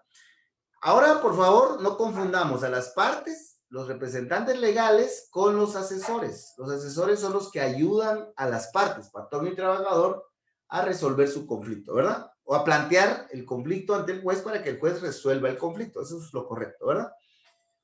Hay unos cursos que ustedes van a recibir en sus posgrados que se llaman la teoría del conflicto y también los métodos alternos de resolución de conflictos. De repente, si Dios así lo permite, pues nos miramos por ahí, ¿verdad? Compartiendo un poco. Entonces ahí, pues van a entrar a ver varias cosas de si se dicen que el conflicto se resuelve, el conflicto se soluciona, pero algunos dicen que el conflicto se transforma. Bueno, independientemente de eso, como dirían los procesalistas argentinos y sudamericanos, nosotros somos abogados perros de pelea, pero de esos peleadores, nos encanta la pelea y el litigio judicial, esa es nuestra vida, ¿verdad?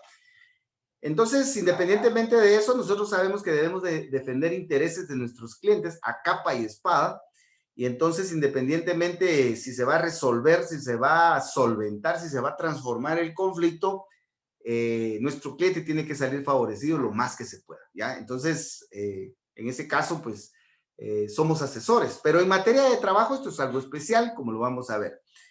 Dice que, según el Código de Trabajo, las partes no obligatoriamente, no es obligado que lleven abogado. Eso quiere decir que el trabajador solito, sin abogado, sin un brillante pasante del juez popular, él solito, el trabajador, va al juzgado, va a presentar su demanda, hizo el esfuerzo ahí en la compu y presentó su demanda, y va solito al juicio.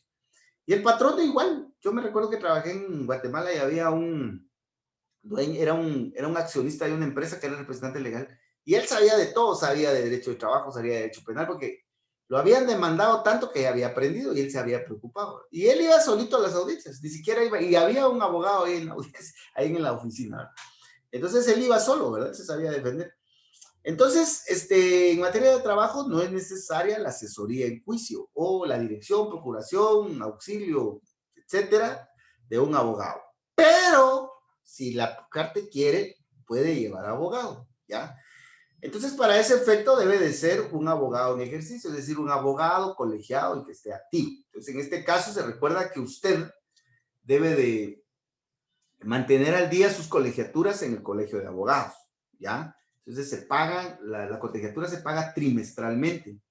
Entonces debe de pagar la colegiatura y cada vez que vaya a una audiencia, usted revisa unos 3 días antes si aparece habilitado en el colegio. Que su carné esté vigente, revise que esté vigente el carné y siempre ande cargando por ahí cerca una constancia de colegiado activo, ¿ya?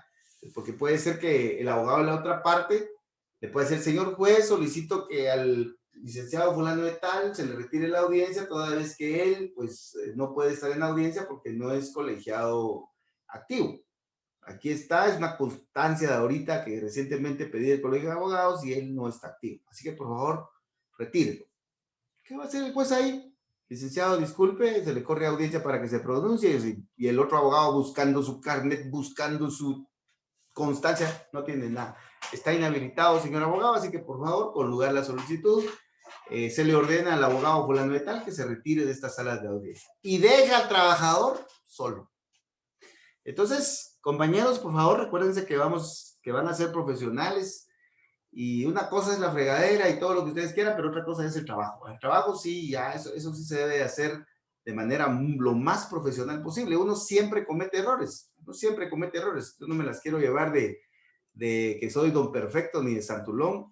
He cometido errores, yo se los transfiero a ustedes porque me han tenido confianza para su formación en esto de los privados, pero también para el inicio de su carrera. Y pues me ha pasado, yo no quiero que les pase a ustedes, ¿verdad? Lo he hecho, ¿verdad? De plano, porque abogado es abogado, ¿verdad? Pero traten de que a ustedes no les pase, ¿verdad? Entonces hay que tener cuidado con esos detallitos. Y ya, por ejemplo, antes de la audiencia, ustedes que van a ser abogados privados, llamen a sus clientes una hora antes. Por ejemplo, la audiencia es a las 9, llámenlo a las 8:15. Don fulano, se recuerda que hoy tenemos audiencia, ya tiene su cédula lista, ya tiene sus documentos listos, está seguro, ya 5 minutos antes ya está aquí en el juzgado, trajo su DPI, etcétera. O sea, ustedes deben de hacer todo lo posible, ¿verdad?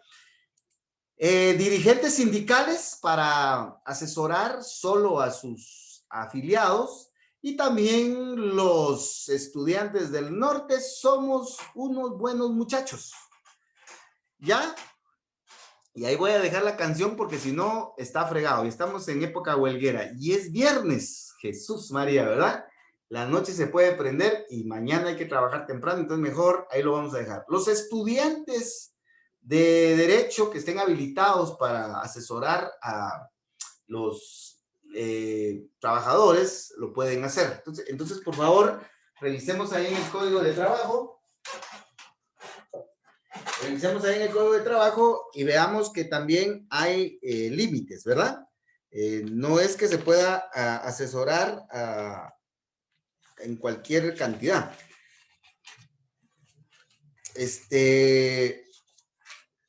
Veamos, cada vez que hablo de este tema me recuerdo de mi práctica de trabajo.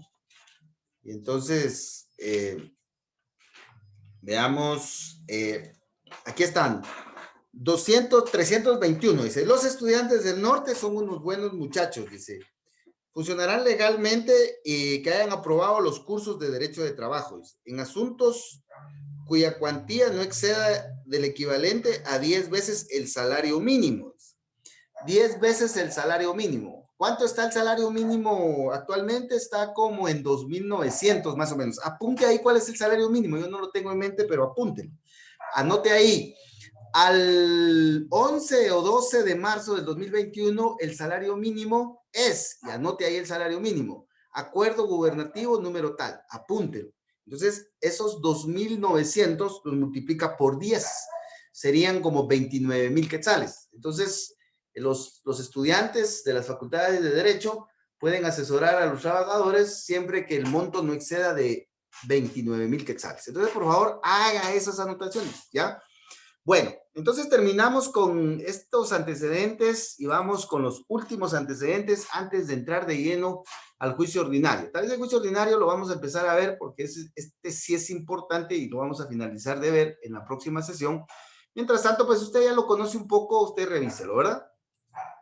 Juicio ordinario. En el juicio ordinario se da la dinámica de la justicia. Petición, resolución y notificación. Este orden es lógico y es necesario. El trabajador o el patrono piden de forma escrita o de forma verbal y el juez decide, es decir, resuelve, y de ahí notifica. Ese es el orden lógico. No puede el juez primero resolver, de ahí pedir, de escuchar la petición y después notificar, o primero notificar y después la petición y ahí la resolución. No. Este es el debido proceso. Petición, resolución y notificación. Las partes tienen derecho de pedir, artículo 28 de la Constitución Política, y esas peticiones pueden ser verbales o escritas. La demanda escrita es una petición escrita. Una petición que se haga en el juicio oral es una petición verbal. Los jueces también van a resolver de forma escrita o de forma verbal. Todo depende de qué estén decidiendo. Por ejemplo, si van a dictar sentencia, lo van a hacer por escrito. Y si van a, por ejemplo, ordenar la recepción de pruebas, pues lo van a hacer de manera verbal, ¿verdad? En la audiencia de juicio oral. Los jueces, ustedes ya saben que pueden dictar decretos, autos y sentencias. Aquí estamos en el código, en la ley del organismo judicial, 141 de 147, y en el código de trabajo, ¿verdad? Decretos, decisiones de impulso del procedimiento, se señala la audiencia de fecha tal a tal hora y se convoca a las partes, decreto, ¿verdad? Se señala día de la vista, se dicta esa sentencia, es puro decreto, auto. Por ejemplo, la resolución de excepciones dilatorias, aquí son dilatorias, y la sentencia, pues, que es la que resuelve el conflicto, ¿verdad? Las notificaciones, estas son fundamentales, pueden ser escritas por el régimen normal o pueden ser verbales en las audiencias, ¿verdad?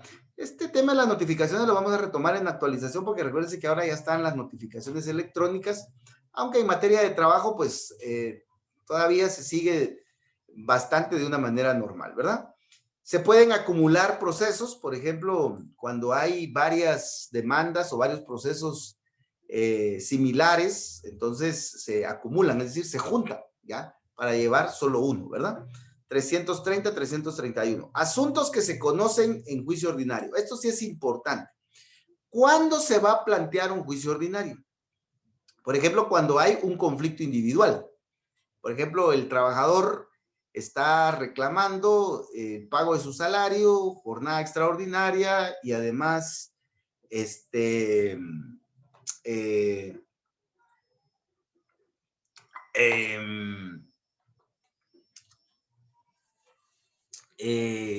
prestaciones al patrón. Entonces, ahí va a promover un juicio ordinario.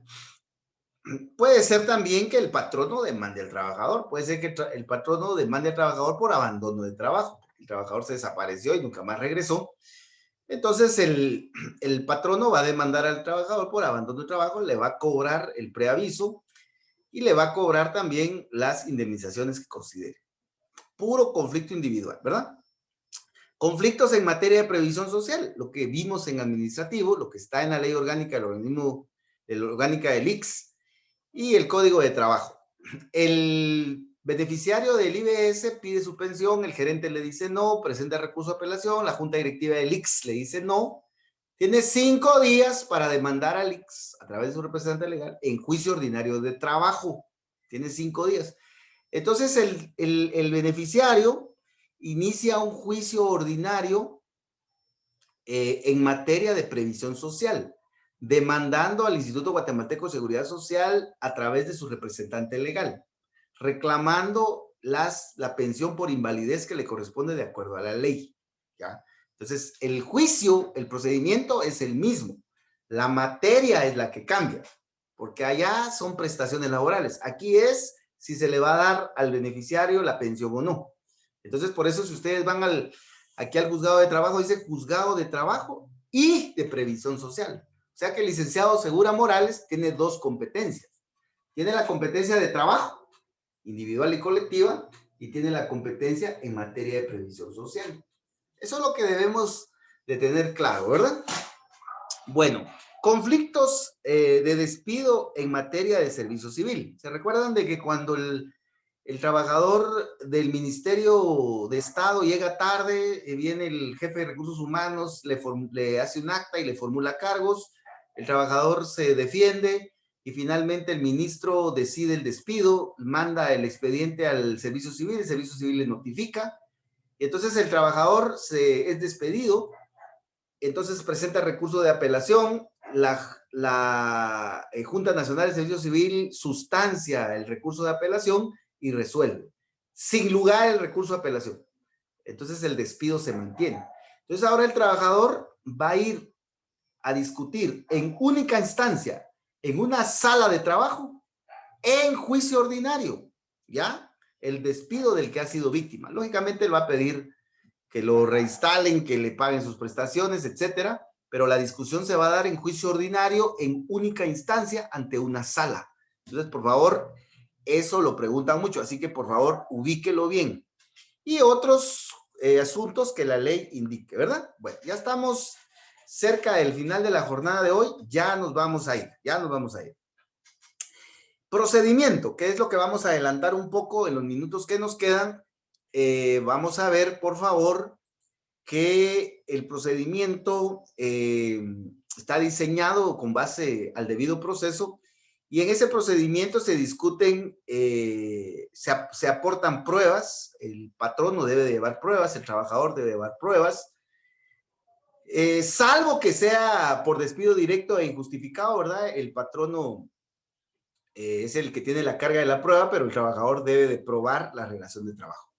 Se van a establecer hechos, si realmente el trabajador trabajó para el patrono, si realmente su jornada de trabajo era de 8 de la mañana a 10 de la noche, si realmente pues nunca le pagaron sus vacaciones, nunca le dieron vacaciones, nunca le dieron bonificación anual, nunca le dieron aguinaldo. O sea, esos hechos se van a establecer conforme a las pruebas. Y una vez que se han establecido los hechos, entonces se aplica el derecho. Entonces, ¿qué es lo que dice la ley? Pues le tienen que pagar sus salarios, sus jornadas extraordinarias, etcétera, ¿ya? Y entonces, a raíz de eso viene la condena. Bueno, ya vamos finalizando y llegamos, miren, a donde supuestamente teníamos que llegar. Y eso que voy rapidísimo, ¿verdad? Voy rapidísimo.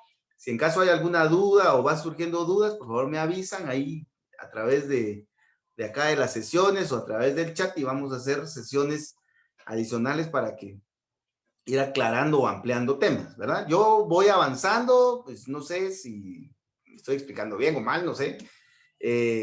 No sé si hay dudas, etcétera, o sea, algún comentario, entonces usted me avisa con toda confianza.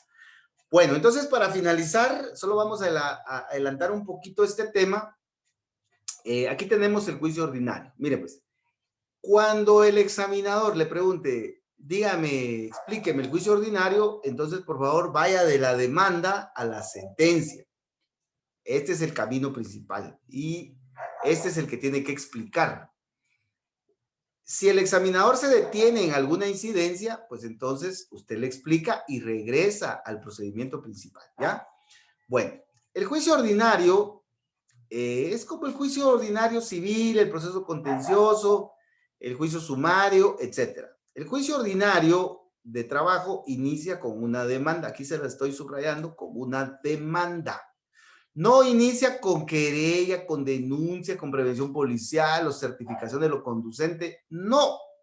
Inicia solo con una demanda y va a finalizar con la sentencia. Recuérdense que cuando se inicia un juicio es para que termine en una sentencia. Por eso es que se dice que la sentencia es la forma normal de terminar un proceso. Entonces, el juicio ordinario solo inicia con la demanda. Obviamente, esa demanda puede ser oral o escrita, pero esa ya es una modalidad. Pero tanto si es oral o si es escrita, la demanda es la demanda. Y entonces no cambia de nombre, no cambia de naturaleza jurídica.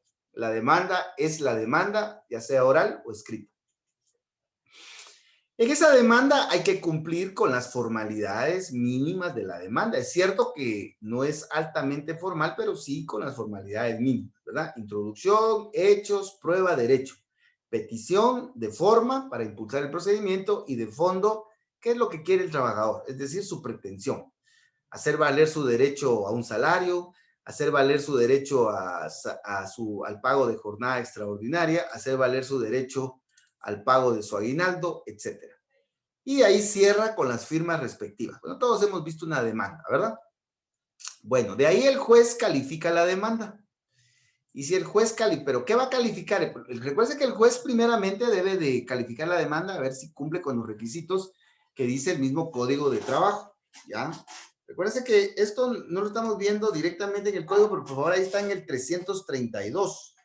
El juez revisa que la demanda, pues, cumpla con el trabajador, con sus nombres, con su edad, con sus apellidos, con su nacionalidad, etcétera, ¿verdad? Recuérdense que en materia civil solo es el domicilio. Aquí en materia de trabajo debe de ir domicilio y vecindad, ¿verdad? Así lo dice el código. Entonces, el juez revisa que la demanda cumpla con los requisitos mínimos. Bueno, de ahí el juez va a evaluar su competencia. Pero ¿soy yo el competente? ¿Soy yo el competente? ¿Dónde trabajaba el trabajador?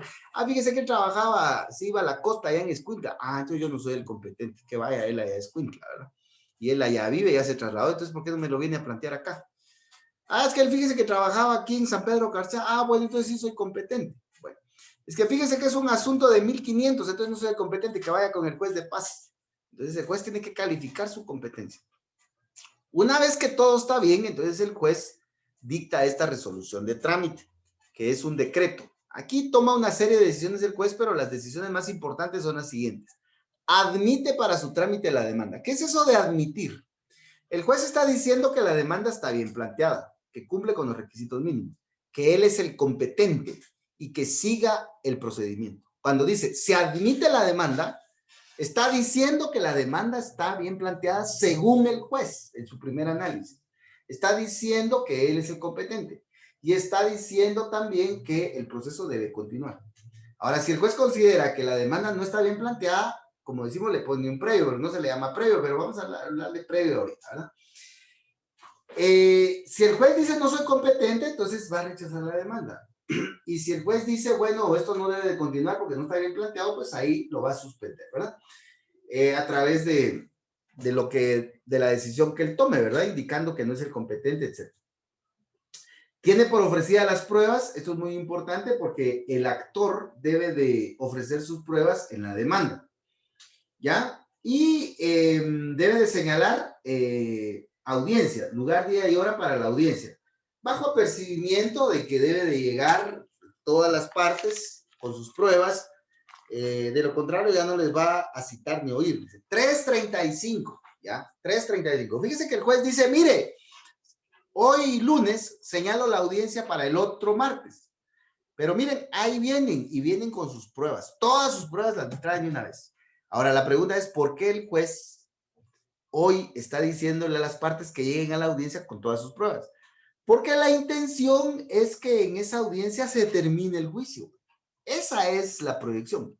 Pero ustedes saben que eso es muy difícil, ¿verdad? Pero esa es la intención del legislador. Bueno, ese decreto es notificado por el régimen normal y entre la notificación y la primera audiencia deben de mediar 3 días. Ya vamos a finalizar. Deben de mediar 3 días. Deben de mediar 3 días, ¿ya?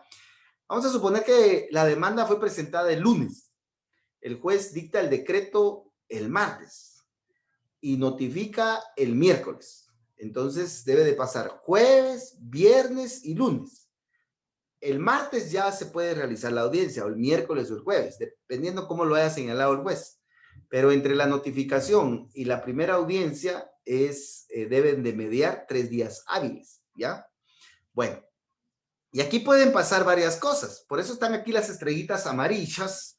Aquí están las estrellitas amarillas para que vean que aquí pueden haber algunas incidencias, porque pueden haber bastantes. Ya estamos a 4 minutos de finalizar. Ya nos vamos a ir. Entonces, en esta primera audiencia, porque pueden haber varias, se supone que ahí va a terminar el juicio. Vamos a pensar que ahí va a terminar. Entonces, lo que se espera es que el actor, el demandado, tome una actitud. Pero vamos a pensar de que el demandado llega a lo que llega, a pelear, ¿verdad? A litigar. Y lo que hace es contestar la demanda en sentido negativo. Y dice, señor juez, el actor nunca fue mi trabajador.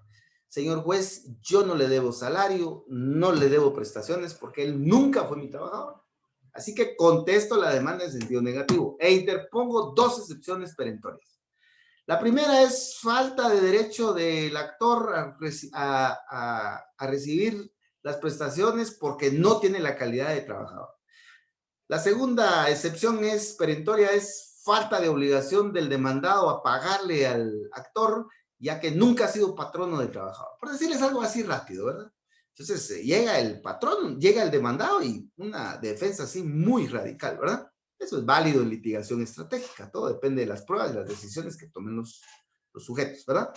Entonces contesta la demanda en sentido negativo y las excepciones perentorias, ¿verdad? Con los mismos requisitos de la demanda.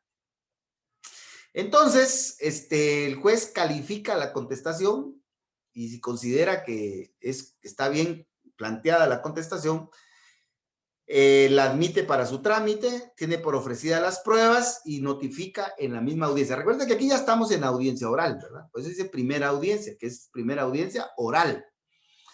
Entonces, veamos, por favor, eso vamos a poner aquí oral. Ya vamos a finalizar, ya se va a ir a descansar y se prepara la próxima semana porque sí va a estar cargadita la agenda, ¿verdad? Es que mañana tengo un compromiso en la maestría, entonces no puedo atenderlos. Entonces, veamos por favor que se notifica en la audiencia, el juez se vuelve juez notificador, ¿verdad? Y dice, con la emisión de esta resolución, en este momento, en este lugar, quedan notificadas las partes de la resolución anterior. Entonces se entra a la fase de conciliación, en donde el juez se vuelve juez conciliador y trata de proponer fórmulas ecuánimes para que las partes concilien. Bueno, si concilia, pues ahí termina el procedimiento. Ahora, si no concilian, entonces el procedimiento sigue. El juez dicta un decreto aquí e indica, en vista de que las partes pues no llegaron a ningún arreglo, a ninguna conciliación, no resolvieron su conflicto, no obstante de que el suscrito juez ha pues propuesto las fórmulas que consideró necesarias, de acuerdo a la ley, pues se procede a recibir las pruebas ofrecidas y admitidas. Con la emisión de esta resolución quedan notificadas las partes. Entonces se pasa a la recepción de pruebas. Todas las pruebas que fueron ofrecidas en la demanda y que fueron admitidas en este decreto se reciben en ese momento. Confesión judicial, declaración de testigos, documentos, reconocimientos, todo lo que se haya recibido para el actor. Y para el demandado, lo que haya ofrecido en la contestación de la demanda y en el decreto se le haya admitido. Se reciben todas las pruebas. Pasó el último testigo y ya no hay más pruebas. Es las 3 de la tarde y todos estamos agotados, ¿ya? Pero ya se terminó el juicio.